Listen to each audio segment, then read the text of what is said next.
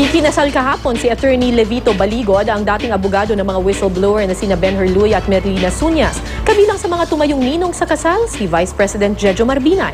May news to go si Susan Enriquez, exclusive.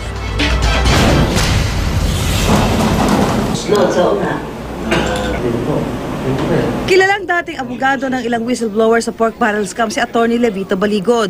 Pero kagabi, isinantabi niya muna ang pagiging abogado para humarap sa altar at pakasalan ang kanyang nobyang si Marilu Galenzoga na minsan tumakbo sa pagkaalkalde ng Baybay Leyte.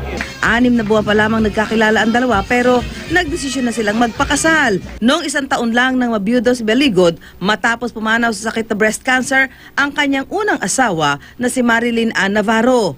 Dahil abala sa kanyang kasal, hindi kami napaunlakan ng panayam ni Baligod. Ninong naman sa kasal sina Vice President Jejo Marbinay at dating Chief Justice Renato Puno. Natanong namin si Binay kung ano ang kanyang pananaw sa iba't ibang bersyon ng listahan ng mga politikong sangkot sa pork barrel scam. Ayoko na mag-speculate. Basta ako, hindi ako kasama riyan. Kumpiyansa rin si Binay na marami pang lulutang na ebidensyang magdidiin sa mga tunay na sangkot sa pork barrel scam bukod sa mga lumalabas na listahan. Tinuturo ng lahat ng mga listahan si Senador Jingo Estrada, kaalyado, at sinasabing napipisil na vice-presidente ni Binay. Sa kabila ng kontrobersya, kabilang pa rin sa Estrada sa posibleng maging vice-presidente ni Binay. I've never declared my running mate. Okay. Lahat yan is everybody is considered. Okay, pero because of this.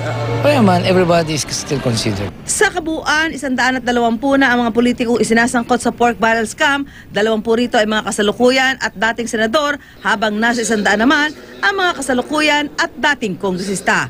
Susan Enriquez, GMA News.